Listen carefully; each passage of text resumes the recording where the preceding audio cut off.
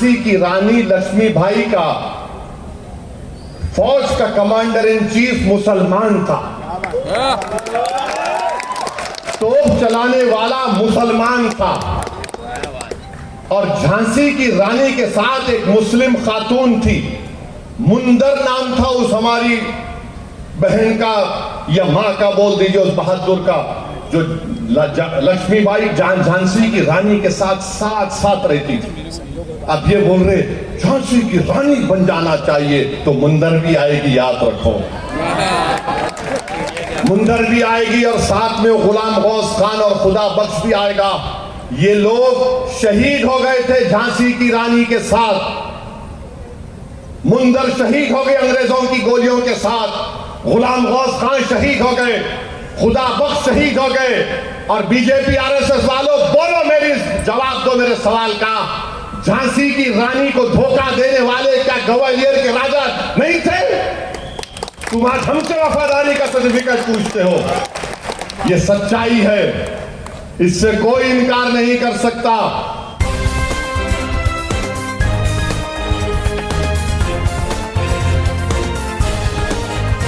आप देख रहे हैं देश लाइव, देश की आवाज।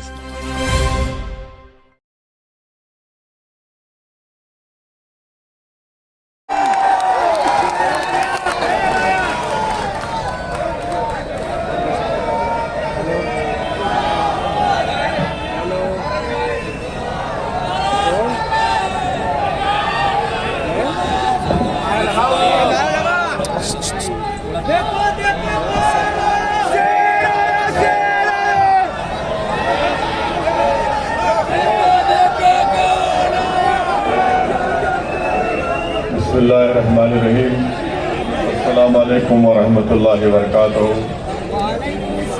मुअज़्ज़िज़ हाज़िरीन इकराम, बुज़ुर्गान क़ौम और मिल्लत, मेरी इज़्ज़तदार माँ और बहनों, वयूर नौजवान साथियों, मैं सबसे पहले आप तमाम का बेहद शुक्रगुजार हूँ कि आपने अपना कीमती वक्त निकाल कर आज अहमदाबाद में मजलिस इत्तेहादुल मुस्लिमीन के इस जलसे में शिरकत की। शहनशीन पर तशरीफ़ फरमा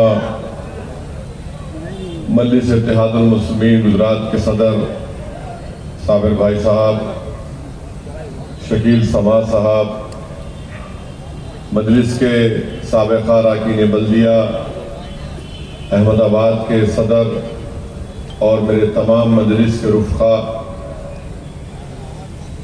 मुंबई से तशरीफ़ लाए मजलिस इत्तेहादुल मुस्लिमीन के साबिक़ा MLA व नेशनल स्पोक्स पर्सन जनाब वारिस पठान साहब, अजीज़ दोस्तों और बुज़ुर्गों, आप जानते हैं कि इस जलसे को इसलिए मुनक़्क़द किया गया है कि मजलिस इत्तेहादुल मुस्लिमीन गुजरात में होने वाले लोकल बॉडी या बल्दिया और नगर पंचायत के इंतखाबात में हिस्सा लेने वाली है, और आप तमाम को ये इत्तला दी जाती है कि मजलिस इत्तेहादुल मुस्लिमीन अपनी पूरी ताकत और क़ुव्वत के साथ इस लोकल बॉडी के इलेक्शन में हिस्सा लेगी। अब तक 540 वार्ड पर लड़ने का फैसला हुआ है। एक दो तीन दिन में इंशाअल्लाह ताला कतई तौर पर उसका फैसला हो जाएगा। मेरी आप तमाम लोगों से दरख्वास्त है कि 26 अप्रैल के दिन जो वोटिंग का दिन है, इसमें आप अपने हक़ राय दही को इस्तेमाल करिए, अपनी पार्टी के तमाम उम्मीदवारों को कामयाब करिए, और याद रखिए इस बात को कि जब तक आप इस तरह के लोकल बॉडी बल्दिया के इलेक्शन में, म्युनिसिपल इलेक्शन में अपने उम्मीदवारों को कामयाब नहीं करेंगे, ज़मीनी सतह से आपकी लीडरशिप नहीं उभरेगी। इस बात को आप अपने दिलो दिमाग में लिख लीजिए, याद रख लीजिए कि भारत की जमहूरियत की तल्ख़ हकीकत ये है कि जिस समाज के पास उसका नेता होगा उसी से इंसाफ किया जाएगा। जिस समाज और समुदाय के पास नेता नहीं होगा उन पर जुल्म होता रहेगा, उनके दस्तूरी हुकूक को छीन लिया जाएगा और उनको दूसरे दर्जे का शहरी बना दिया जाएगा। मुसलमान इस मुल्क की सबसे बड़ी अक़लियत ज़रूर है, मगर हमारी बदकिस्मती ये रही कि हमने अपने आप को सिर्फ एक वोटर बनाकर रख दिया, बल्कि हमको ये चाहिए था कि हम अपने आप को सिटीजन विद राइट्स बनाते, मगर हमने इन मक्कार सियासी पार्टियों के दिल फरेब झूठी बातों का शिकार होकर पिछले 60-65 साल से जो हमसे वादे किए गए थे कि आपकी जान माल, आपकी इबादतगाह की हिफाजत की जाएगी, इन तमाम बातों पर हमने भरोसा किया और सिर्फ वोट डालने वाले बनकर रह गए। आज मजलिस इत्तेहादुल मुस्लिमीन आपके दरमियान में खड़े होकर ये कहती है कि वोटर मत बनो, सिटीजन विद राइट्स बनो, ऐसे शहरी बनो जिसको तमाम हुकूक मिले। अगर आप सिर्फ वोट डालकर खुश हो जाएंगे कि मैंने वोट डाल दिया, तो याद रखिए ना आपसे इंसाफ होगा, ना आपकी बस्ती, ना आपके इलाके में कोई विकास का काम होगा, ना आपकी इबादतगाह की हिफाजत होगी, ना आपकी शरीयत की हिफाजत होगी। और फिर बुलडोज़रों को लाकर हमारी बस्तियों को जो आज उजाड़ा जा रहा है, उसकी एक वजह यह भी है, जहां पर हुकूमत का जुल्म भी है, तो उसकी अहम वजह यह भी है कि हम सिर्फ वोटर बनकर रह गए। अगर हम सिर्फ वोटर बनकर रहेंगे तो फिर याद रखिए और मुश्किलात का सामना और तकालीफ का सामना हमको करना पड़ेगा। इस आने वाले म्युनिसिपल इलेक्शन में मेरी आपसे गुजारिश है कि वोटर मत बनिए, एक शहरी बनिए जिसको तमाम हुकूक हासिल होते हैं। अपने वोट का इस्तेमाल मजलिस इत्तेहादुल मुस्लिमीन के हक में करिए, खौफ की बुनियाद पर नहीं, उम्मीद की बुनियाद पर करिए। डर कर नहीं, बेखौफ होकर अपने वोट का इस्तेमाल करिए। और ये मत समझिए कि आप कमज़ोर हैं, बल्कि इस बात को अपने दिल और दिमाग में बिठा लीजिए कि आपसे ताकतवर कोई इस दुनिया में नहीं है, न कभी कोई आएगा। आप अपनी ताकत को इस्तेमाल करिए, जमहूरी तरीक़े से उसको इस्तेमाल करिए। मैं ये नहीं कह रहा हूँ कि आप अपने हाथ में कानून को ले लें। मैं आपसे दरख्वास्त करते रहता हूँ कि कानून के दायरे में रहकर आप बेबाकी से मुकाबला करिए, क्योंकि भारत का संविधान हमको इस बात की इजाज़त देता है कि हम अपने हक के लिए लड़ें, अपने मान सम्मान के लिए लड़ें, अपने हिस्सेदारी को हासिल करें। और याद रखिए, भीख मांगने से कोई भीख नहीं देता। अगर हम खड़े होकर लड़ना शुरू कर देंगे सियासत में, तो जो हक नहीं देगा, अल्लाह हमको इतनी ताकत देगा कि हम उन जालिमों से अपना हक छीन कर अपना जायज़ मुकाम को हासिल कर सकते हैं। तो मेरे अजीज दोस्तों और बुजुर्गों, नौजवान साथियों, इज्जतदार माँ और बहनों, वोट एक अमानत है। बरसों से हम इस वोट का इस्तेमाल कर रहे हैं। बताइए, जिसके हक में हमने अपने वोट का इस्तेमाल किया, क्या वो कभी आकर हमारे टूटते हुए घर के सामने ठहरे? वोट एक अमानत है हमने इन जालिमों के लिए जिन्होंने हमारी जिंदगियों को बर्बाद कर दिया, नौजवानों की जवानी को बर्बाद कर दिया, हमारी माओं के ख्वाबों को चुकनाचूर कर दिया, हमारे बुजुर्गों के बुढ़ापे को और तकलीफदेह बना दिया। आखिर किस काम में आए ये लोग? अगर हम अपनी लीडरशिप को पैदा करेंगे तो कोई आपके लिए आवाज उठाने वाला होगा। तुम्हारे आंख में आंसू होंगे तो कोई तुम्हारा हाथ पकड़ने वाला होगा। तुम अगर डर के भाग रहे होगे तो सामने आकर ठहरेगा और तुमसे कहेगा कि डरने की जरूरत नहीं है, कानून सबके लिए बराबर है। ये पैगाम रहा मजलिस इत्तेहादुल मुस्लिमीन का। इस पैगाम को आपको समझने की जरूरत है। मगर अगर हम सिर्फ वोटर बनकर सेकुलरिज्म की झूठी दुहाई देने वालों के उस दिल फरेब बातों का शिकार हो जाएंगे तो याद रखो, कोई आसमान से आने वाला नहीं है, ना कोई जमीन से निकलकर हमारे हालात को सुधारने वाला है। इस बात को ज़हन नशीन कर लीजिए गुजरात के मुसलमानों। मैं जानता हूं आपकी तकलीफ को, मैं हकीकत को आपके सामने बयान कर रहा हूं, क्योंकि आपकी ज़बानों से मैंने जुल्म को सुना है। ये रात, ये अंधेरी रात है, लंबी जरूर रहेगी, मगर इंशाअल्लाह ताला अगर गुजरात का मुसलमान सियासी तौर पर अपनी सफ़ों में इत्तेहाद पैदा करके अपने नेता को बनाएगा, तो इंशाअल्लाह ताला ये रात का खातिमा, ये जुल्म की अंधेरी रात, ये खूनी रात का खातिमा जल्दी हो जाएगा, जहां से आप और हम चैन और आराम से अपनी जिंदगी गुजार सकेंगे। ऐसी कोई रात नहीं है जो हर माँ सोने से पहले दुआ करती है कि या अल्लाह कल तक कोई मेरा घर ना टूट जाए, बुलडोजर सुबह में ना आ जाए। कोई ऐसा नौजवान नहीं होगा जो रात में ये फिक्र लेकर सोचता है कि कहीं सुबह में मुझे कोई उठाकर लेकर ना चला जाए।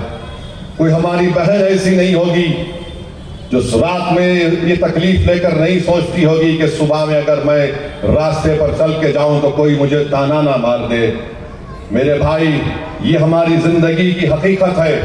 अगर कोई इससे इनकार करता है तो वो ख्वाबों की दुनिया में रह रहा है, और मैं ख्वाबों में जिंदा नहीं रहना चाहता। मैं आपको बता रहा हूं कि हमको अपने ख्वाबों को पूरा करने के लिए खड़े होना पड़ेगा और जमहूरी तरीके से हमको मुकाबला करना पड़ेगा।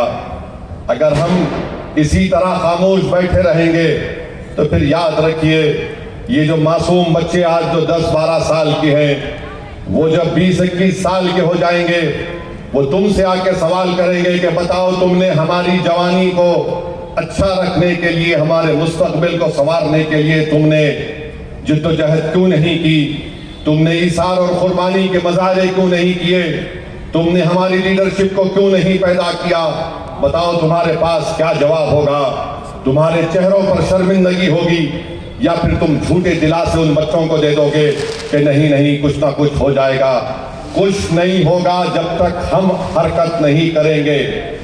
हरकत करेंगे तो उसमें बरकत होगी, और हरकत से मतलब यह है कि हमको अपने वोट का सही इस्तेमाल करना पड़ेगा। हम बरसों से मुख्तलिफ सियासी पार्टियों को वोट दे दिए, बताओ हमको क्या हासिल हुआ? मेरे अजीज दोस्तों और बुजुर्गों, आप जिस सरजमीन पर रहते हैं, मैं तो कहता हूं इस मुल्क के सबसे बहादुर कौम गुजराती मुसलमान है, जो जुल्म को सहते भी हैं और रोज सुबह उठकर अल्लाह की जात पर पूरा तवक्कल करके अपनी जिंदगी के जरूरियात को पूरा करने के लिए निकल जाती हैं। मगर मेरे अजीज दोस्तों और बुजुर्गों, इतनी बड़ी तादाद में आप यहाँ पर रहते हैं, 10% 2011 का सेंसस कहता है, तो क्या हम मुत्तहदा तौर पर अपनी लीडरशिप को नहीं बना सकते? मैं मजहबी लीडरशिप की बात नहीं कर रहा हूं। अल्लाह सलामत रखे हमारे तमाम मकतब फिक्र के उलमाए कराम को। मैं सियासी लीडरशिप की बात कर रहा हूं। बताओ, तुम्हारी आंखों के सामने कोई ऐसा नेता हो जो तुम्हारे बोलने पर उठ जाए, जो तुम्हारे बोलने पर लेट जाए, जो तुम्हारे बोलने पर गिर जाए? कोई नहीं हमारे पास, क्योंकि हमने नहीं बनाया। मैं आपसे ये नहीं कह रहा हूं कि अपने हाथों से कोई तुम एक मुजस्समे को बना दो। मैं तुमसे कह रहा हूं कि जो हाथ और उंगली अल्लाह ने तुमको दी है उसका इस्तेमाल करो, और पोलिंग के दिन जाकर बेबाकी से मजलिस इत्तेहादुल मुस्लिमीन के हक में अपने वोट का इस्तेमाल करो। यही आपकी सबसे बड़ी कामयाबी होगी, ये आपके शऊर की कामयाबी होगी, ये आपके इत्तेहाद की कामयाबी होगी। वरना याद रखिए, इस्तेसाल कभी खत्म नहीं होगा। इस्तेसाल को अगर खत्म करना है, एक्सप्लॉयटेशन को खत्म करना है, तो हमको अपनी सफ़ों में सियासी तौर पर इत्तेहाद पैदा करना पड़ेगा।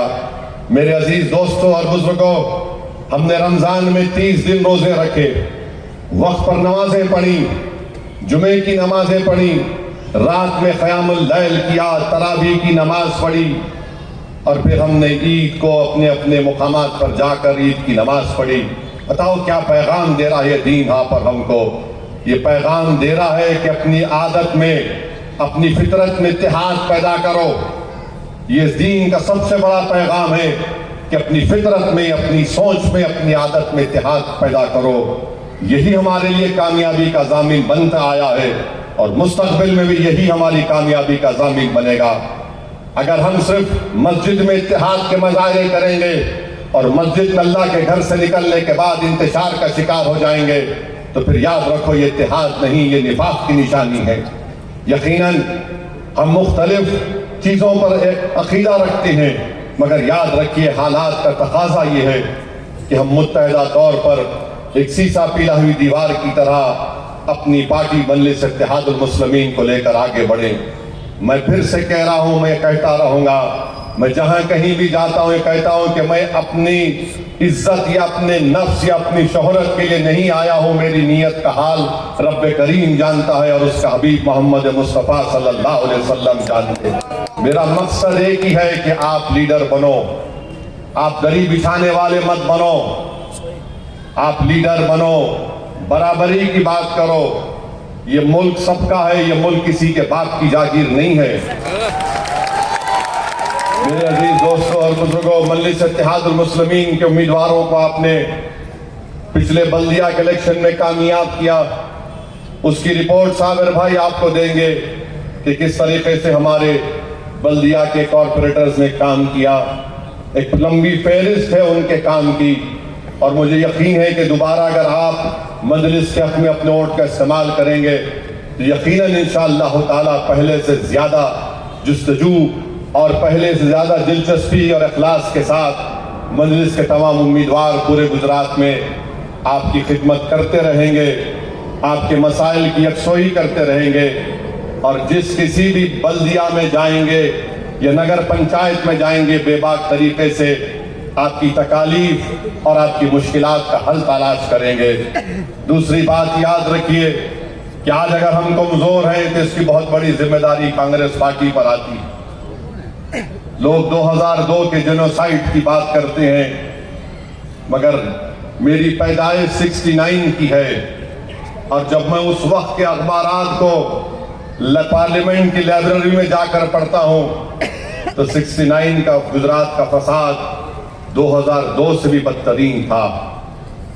उस वक्त टीवी नहीं था, इंटरनेट नहीं था, यूट्यूब नहीं था, मगर अखबारात की और उस इंक्वायरी कमीशन की रिपोर्ट आप पढ़ेंगे तो आपके रोंगटे खड़े हो जाएंगे। माने एक नस्ल ने तबाही और बर्बादी और नस्ल कशी को देखा, तो फिर तीसरी नस्ल ने भी वही तबाही और बर्बादी को देख रहे हैं। मेरे अजीज दोस्तों और बुजुर्गों, खुदा के लिए मेरे इस बात को समझो। अगर आप मेरी इस पैगाम में सच्चाई समझते हैं तो खुदा के लिए उसको कबूल करो, वरना मैं तो एक दीवाने की तरह बोलता रहता हूं और बोलता रहूंगा। जिंदगी जब तक अल्लाह बाकी रखेगा मैं इन सच्चाइयों को बयान करता रहूंगा। मेरा काम आप तक पैगाम पहुंचाना है। दिलों को मोड़ने वाला तो अल्लाह सुब्हानहू व तआला है। मेरे तकरीर के अल्फाज में इतनी ताकत नहीं है कि तुम्हारे दिलों में शायद मजलिस की मोहब्बत पैदा हो जाए, मगर मुझे यकीन है कि जब मैं सच्चाई को बयान कर रहा हूं अल्लाह सुब्हानहू व तआला तुम्हारे दिलों में मजलिस की मोहब्बत को पैदा करेगा। मेरे अल्फाज में शायद इतनी ताकत नहीं है कि तुम हिंदुस्तान के बहुत बड़े सियासी लीडर बन जाओ, मगर मुझे यकीन है कि अगर तुम सच्चाई से मेरी इस बात को सोचोगे तो हो सकता है कि तुम भारत के सबसे बड़े नेता बनोगे और अपनी कौम और मिल्लत और इस मुल्क के मुकद्दर को तुम बदल दोगे, तुम इस मुल्क को ताकतवर बना दोगे। शायद अगर मेरी इस बातों में अगर ताकत नहीं है, मगर अगर तुम सच्चाई से सुनोगे तो हो सकता है कि इस मुल्क की वजीर आजम एक मुस्लिम बच्ची होगी जो हिजाब पहनकर इस मुल्क की क़यादत भी कर सकती है। मेरी नजर में इन ख्वाबों को हम पूरा कर सकते हैं।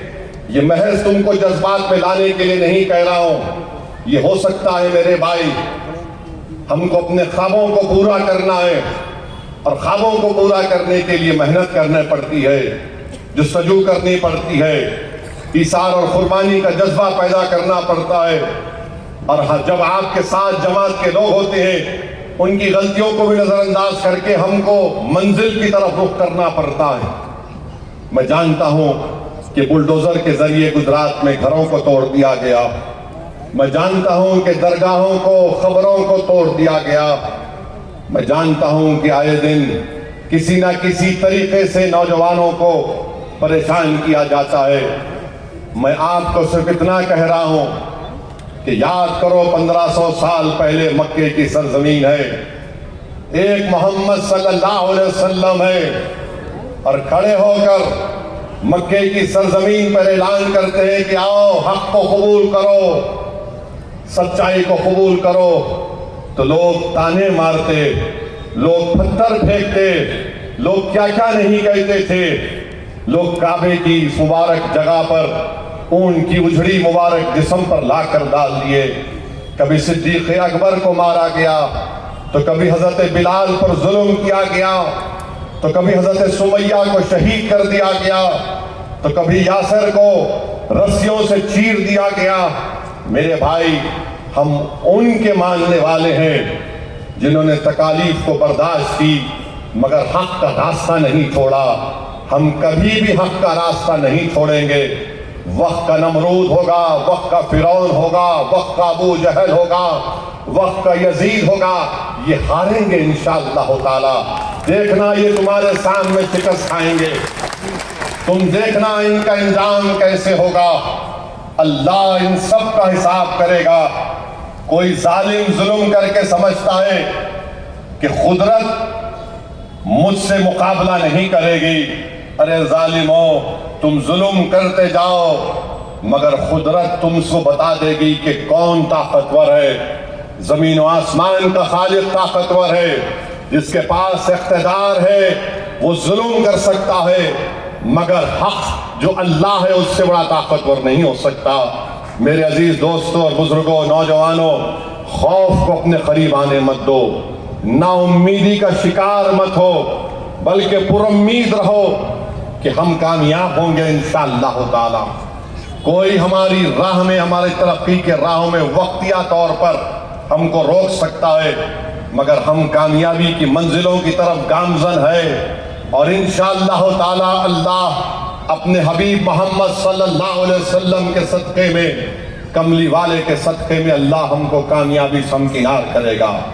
मेरे अजीज दोस्तों और बुजुर्गों, ये बात आपके सामने रखना जरूरी समझता था और अफसोस के साथ कहना पड़ रहा है कि गुजरात में बीजेपी की सरकार है और आज से चंद दिन पहले इन्होंने यहाँ पर यूसीसी का एक कानून बना दिया और बड़ा शोर शराबा किए। यहाँ के डिप्टी चीफ मिनिस्टर साहब से पूछा गया मीडिया की तरफ से, तो उन्होंने जवाब दिया कि सलीम सुरेश बनकर धोखा देता है। कहा ना उन्होंने, जोर से बोलो। उन्होंने कहा कि सलीम सुरेश बनकर धोखा देता है। हम उनसे पूछना चाहते हैं, ये अशोक और किंगल और कंकु कौन थे?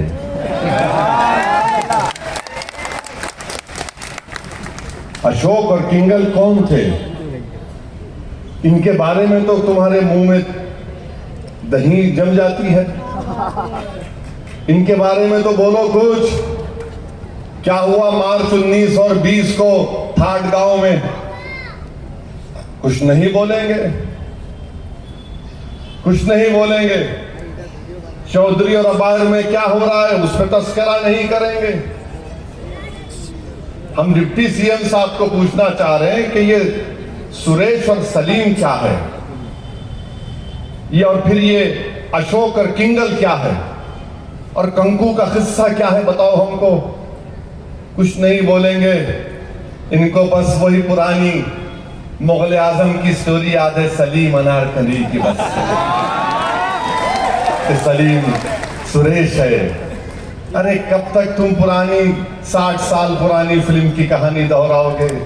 ये 2026 है प्यारे, हकीकत का सामना करो। आप कहते हैं कि अगर कोई शादी करेगा 18 साल की बच्ची, 21 साल का बच्चा, तो मम्मी डैडी से पूछकर शादी करना। संविधान क्या कहता है? आर्टिकल 21 राइट टू लाइफ क्या कहता है? मगर आप कौन हैं? दो मोहब्बत करने वालों के बीच में क्यों आना चाहते हैं? जो तुम मुगल आजम स्टोरी के दीवाने हो, उसमें एक गाना भी है, जब प्यार किया तो डरना क्या। और आप देखे तो कबाब में हड्डी बनते हैं। चलिए कबाब की मिसाल शायद आपको तकलीफ दे दे, ढोकला में आप कुछ काढ़ी बनते हैं। क्या है ये? देश को ले जाना चाह रहे हैं कि हम दूसरी बड़ी इकॉनमी बनेंगे। क्या 10% समाज के लोगों पर जुल्म करके, उनको मार्जिनलाइज करके आप भारत को विकसित भारत बना पाएंगे? कौन से भारत की आप बात कर रहे हैं जहां पर एक समाज को रोज टारगेट किया जाता है? और यूसीसी के नाम पे आपने कौन सा कानून बनाया? अगर कोई शादी नहीं करता है तो वो बालिग अगर है तो एक साथ रह सकते हैं, और हमारा दीन ये बोलता है कि कोई गैर महरम लड़का, गैर महरम लड़की किसी को हाथ भी नहीं लगा सकते। आप बोल रहे हैं कि आप रहो, शादी मत करो। फिर शादी का कॉन्सेप्ट आप खत्म करना चाहते हैं। ये तो मगरबी तहजीब है, ये तो वेस्टर्न कल्चर की निशानी है। और आज अगर अमेरिका, वेस्टर्न ममालिक तबाही के दहाने पर आ गए इसलिए कि उनमें मॉरल्स खत्म हो चुके हैं, अखलाकियात खत्म हो चुके हैं, वो अपनी नफ्स की ख्वाहिश पर जिंदगी गुजारते हैं। आप वही करना चाहते हैं गुजरात में कि तुम 18-21 साल को शादी मत करो, एक साथ तुम रह सकते, सिर्फ रजिस्ट्रेशन करा दो, और जब तुम छोड़ना चाह रहे तो हमको इत्तला कर दो। किसको इत्तला करेंगे भाई? अच्छा, उससे अगर बच्चा पैदा हो गया तो बोल रहे उस बच्चे को हक मिलना चाहिए। यार इस बच्चा तो शादी से होता है ना, बेशक लीगल बच्चा जब शादी होता है ना। नहीं अगर हो गया तो जिम्मेदारी उसको कहां करेगा? कौन करेगा? कहां जाएंगे हमारे मॉरल्स, अखलाकियात कहां जाएंगे? आप भारत की बात करते हैं, भारत के कल्चर की बात करते हैं, ये तो भारत का कल्चर नहीं है। अगर कोई ये करता भी है तो आप कैसे इजाजत दे रहे हो उसकी? फिर दूसरी बात, उसमें क्या कर दिया उन्होंने कह दिया कि शादी जो कानून बनाया शादी का, आपने पूरा उठाकर हिंदू मैरिज एक्ट का इस्तेमाल करके आपने कह दिया कि मुसलमान हिंदू मैरिज एक्ट के तहत शादी करेगा। डिवोर्स होगा, शादी खत्म हो गई तो हिंदू डिवोर्स एक्ट के तहत होगा। क्यों होगा? आपके धर्म पर चलने को आपको इजाजत है, आपके धर्म के कानून आप चलिए, इसमें कोई इनकार नहीं है, मगर आप आपके धर्म का कानून हम पर क्यों लागू करना चाह रहे हैं? हम मुसलमान हैं। भारत के संविधान में मुस्लिम मैरिज एक्ट है, शरीयत एप्लीकेशन एक्ट है, जो संविधान का हिस्सा है। मगर आप यूसीसी के नाम पर, जो यूसीसी नहीं है, आप हिंदू कानून को मुसलमानों पर, ईसाइयों पर लागू करना चाहते हैं। ये कौन सा इंसाफ है बताओ? आप दुनिया को क्या पैगाम देते हैं? देश के प्रधानमंत्री जाते हैं, अरब ममालिक से मिलते हैं तो हर शेख से या हबीबी बोल के गले लपटा लेते हैं उसको। या हबीबी छोड़ते नहीं है, पकड़ लेते हैं उसको। मगर यहां पर क्या कर रहे हैं? हमको जकड़ रहे हैं, हमसे कह रहे हैं कि तुम दीन पर नहीं चल सकते, तुम इस्लामी तालीमात पर नहीं चल सकते, तुम कुरान और सुन्नत को तुमको छोड़ना पड़ेगा। बताइए आप, ये किसी भी मुसलमान को कबूल नहीं है कि अपने दीन को छोड़ दे, अपने कुरान और सुन्नत को छोड़ दे। तलाक होगा तो हिंदू डिवोर्स एक्ट के तहत होगा। कल तक तो प्रधानमंत्री बोलते थे कि मुस्लिम बहनें मुझे बड़ी तारीफ कर रहे, मैं ट्रिपल तलाक को खत्म कर दिया। आपने तमाम तलाक को, खुला को खत्म कर दिया। यह आपका इंसाफ है? वो झूठ है, सबका साथ, सबका विकास, सबका विश्वास। और आप बोलते हैं कि मुसलमान पिछड़ा है।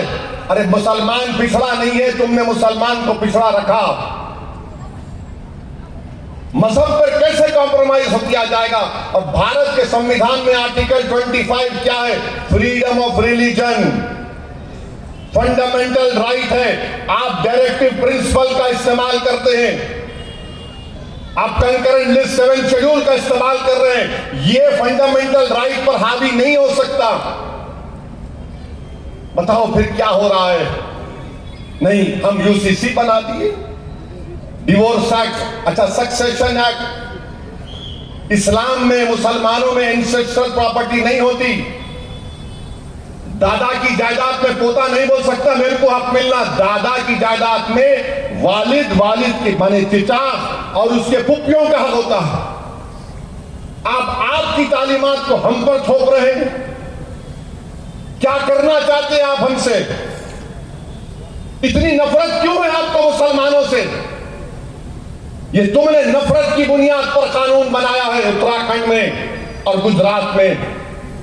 और मैं मीडिया वालों से आज पूछा कि क्या आपके पास रिपोर्ट है जस्टिस रंजना देसाई की, तो बोले हमारे पास नहीं है।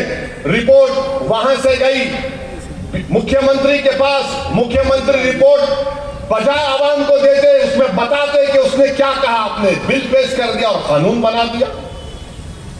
यह आपका कानून बनाने का तरीका है।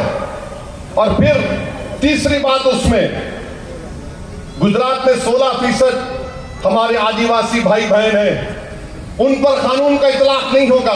16% पर नहीं होगा, 10% पर होगा। और उसमें प्रोटेक्शन दे दिए, जो कस्टम और यूसेज होगा उन पर यह कानून का इतलाक नहीं होगा। यानी आप जानते हैं कि गुजरात में फूलहार की एक रस्म है, नौतरा की रस्म है, उसको कस्टम एंड यूसेज के नाम पर छोड़ दिया जाएगा। निशाना कौन है? मुसलमान। इनकी मजहबी शनाख्त को छीन लो, इनको कुरान और सुन्नत से दूर कर दो। सुनो बीजेपी आरएसएस वालों, स्टालिन लेनिन ने भी कोशिश की थी, वो खत्म हो गए, मगर उन इलाकों में आज भी इस्लाम जिंदा है। आज आप जो कोशिश कर रहे हैं इंशाअल्लाह उसमें नाकाम हो जाएंगे। इंशाअल्लाह याद रखो, ये देश की खूबसूरती ये है, यहां पर हर फूल को खिलना चाहिए। भारत एक चमन है, एक बाग है, यहां पर हर फूल को खिलना चाहिए। अगर चमन का माली एक फूल को मसलने की कोशिश करेगा तो याद रखो पूरे बाग के फूल मुरझाए जाएंगे। वो बाग नहीं रहेगा, वीरान सहरा बन जाएगा खुदा ना खास्ता। और चमन के माली की जिम्मेदारी है कि हर पेड़ को पानी डाला जाए। अगर माली ये समझ ले कि नहीं सिर्फ एक फूल को मैं पानी और चारा डालूंगा तो बाग नहीं होगा, वो एक वीरान झाड़ होगा, उस पर चंद फूलें होंगी। अगर इस देश को हम चमन मानते और मानते आए हैं, इस चमन में हर फूल को खिलना चाहिए। मगर आपकी पॉलिसी बड़ी अजीब और गरीब है। और फिर आप कहती हैं इस्लाम में अगर मेरी जायदाद है, आपकी जायदाद है, आपकी औलाद है, आप किसी को भी 1/3 से ज्यादा नहीं दे सकते, 1/3 से ज्यादा नहीं दे सकते। अब यहां पर क्या है? विल पावर है। और विल पावर में हमारे हिंदू भाई बहन अपनी एक बेटी की शादी करते और उसके बाद वो विल के जरिए वो दे सकते अपनी पूरी जायदाद को अपनी एक औलाद के नाम पे। और मैं जानता हूं, हमने शादी की अपनी बेटी की, अगर जायदाद मेरी पूरी बेटे की, तो कहां महिलाओं को इंसाफ मिलेगा बताओ? जो जेंडर जस्टिस की बात करते हैं वो झूठी जेंडर जस्टिस की बात है, सरासर झूठी बात है वो। हम जिस मजहब को मानते हैं उसमें 1/3 से बढ़ के नहीं दे सकते। मगर आपने विल पावर को बरकरार रखा कि 100% आप अपनी जायदाद को दे दो। और फिर आप देखते हैं नहीं, दूसरी शादी आप नहीं कर सकते। अमित शाह बोल रहे आसाम में अब दूसरी शादी नहीं कर सकते।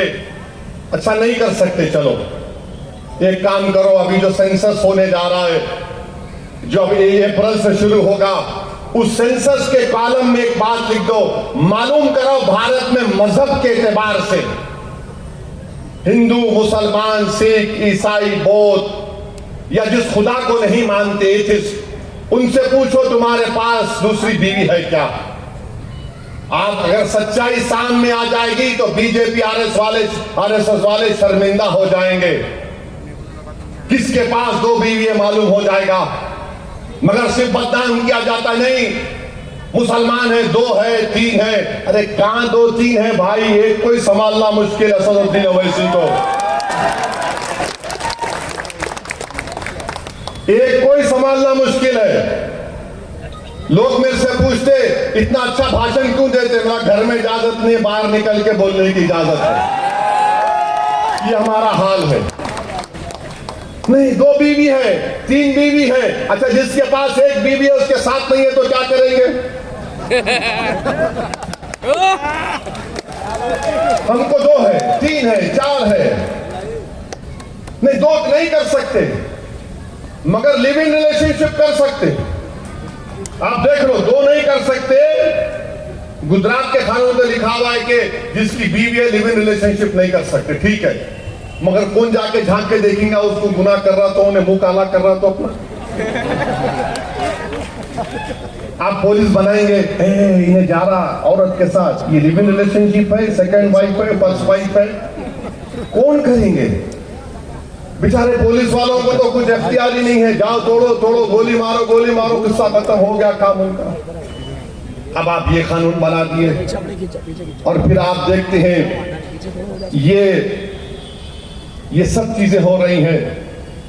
अजीब और गरीब कानून बनाया गया। ये कानून भारत के संविधान के खिलाफ है।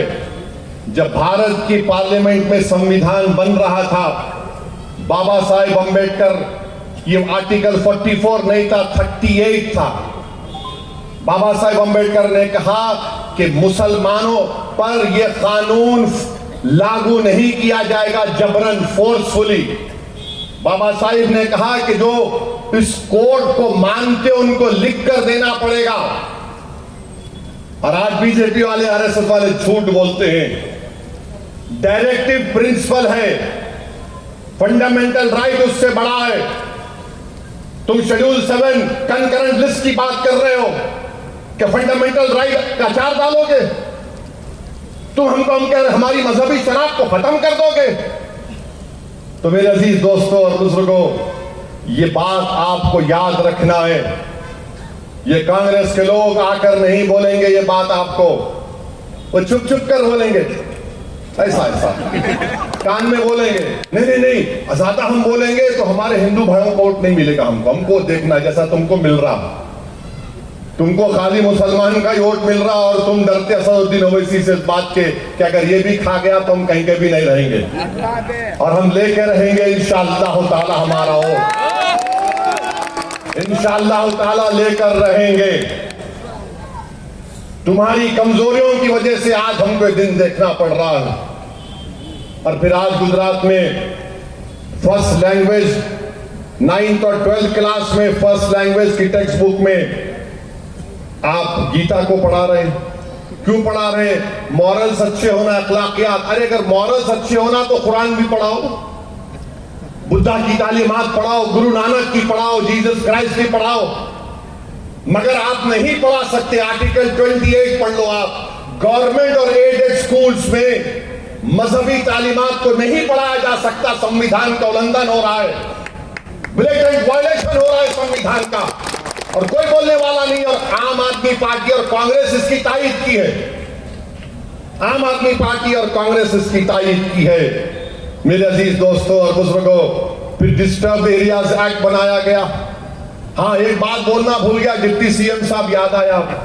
वो बोले कि अगर कोई बच्ची को फंसाता है तो झांसी की रानी लक्ष्मीबाई की तरह बन जाना चाहिए।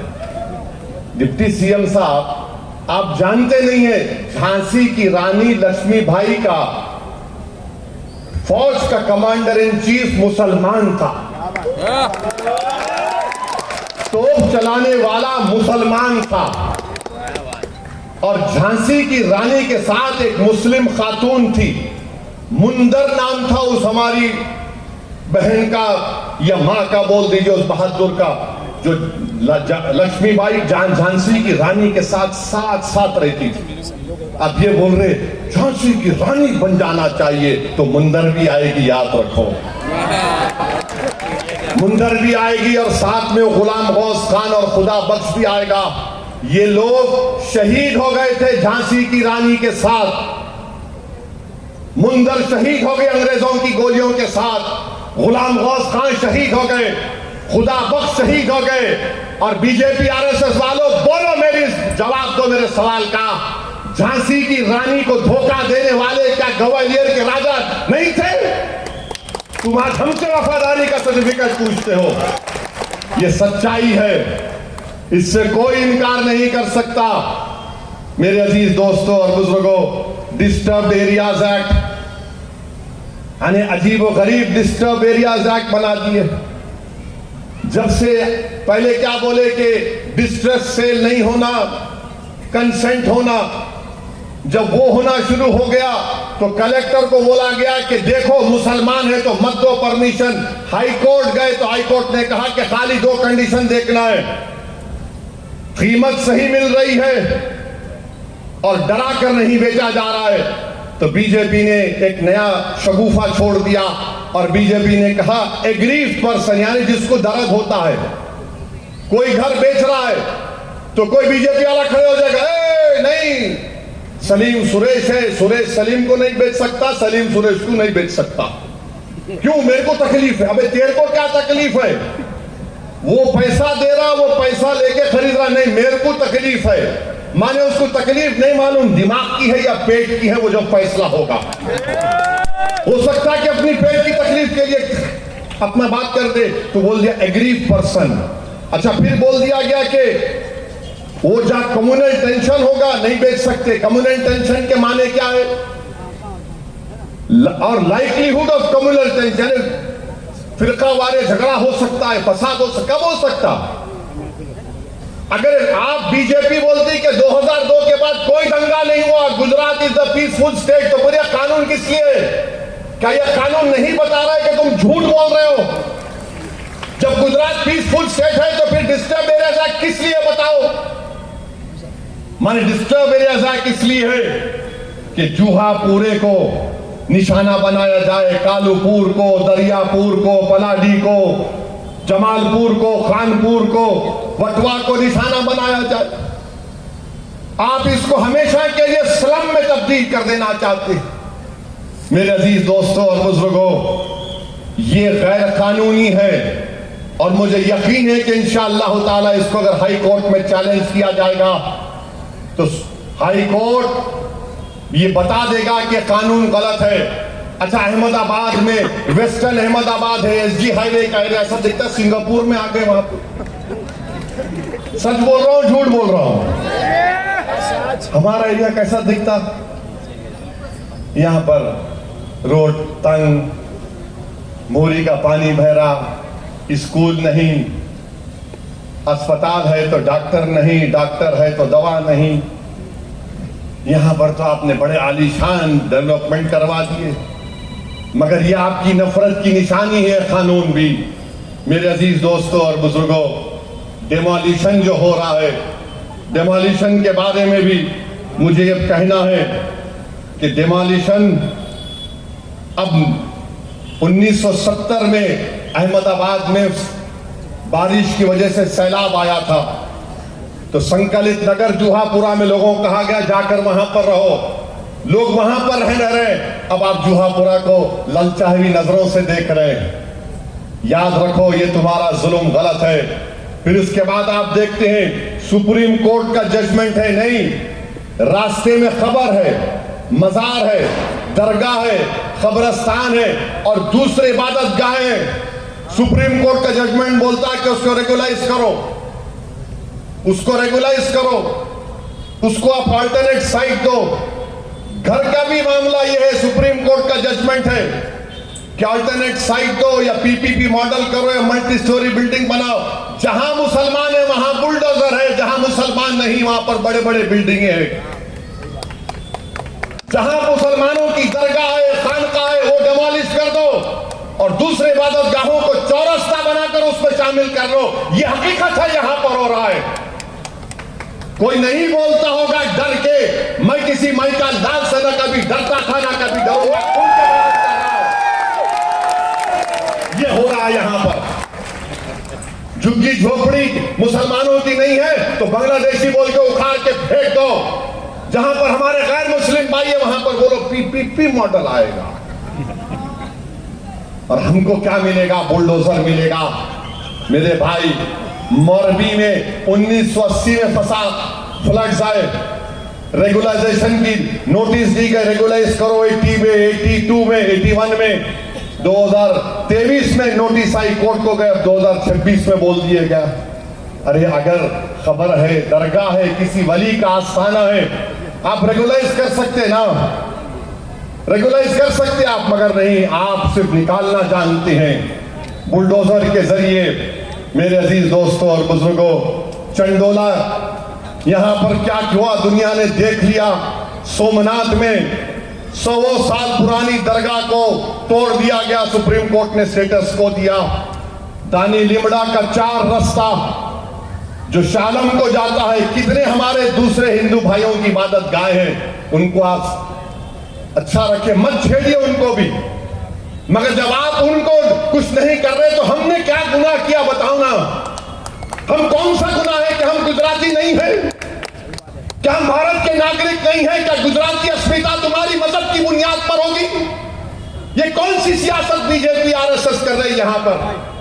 ये देश के हित में नहीं है। और हाजी बाबा की दरगाह है, उनके भाई की मजार को आपने तोड़ दिया। जूनागढ़ की दरगाहों को, जोग अली शाह की दरगाह रोड के किनारे पर थी, दोनों तरफ दुकानें थी, आपने उसको मुनहदम कर दिया। तो ये सब चीजें हो रही हैं। इसको रोकने के लिए मेरी आपसे गुजारिश है कि 26 तारीख के दिन आप अपना एक वोट मजलिस के उम्मीदवारों को देकर कामयाब करिए। याद रखिए, कांग्रेस में ताकत नहीं है बीजेपी को रोकने की। कांग्रेस नहीं रोक पाएगी। आपको अपने नुमाइंदों को कामयाब करना है, अपनी लीडरशिप को बनाना है, तो अपने एक वोट का मुत्तहदा तौर पर इस्तेमाल करके मजलिस इत्तेहादुल मुस्लिमीन को कामयाब और कामरान करिए। मेरे साथ नारा लगाइए, नारे तकबीर, नारे तकबीर, मजलिस इत्तेहादुल मुस्लिमीन, मजलिस इत्तेहादुल मुस्लिमीन, हमारा इत्तेहाद। अस्सलाम वालेकुम व रहमतुल्लाहि व बरकातहू।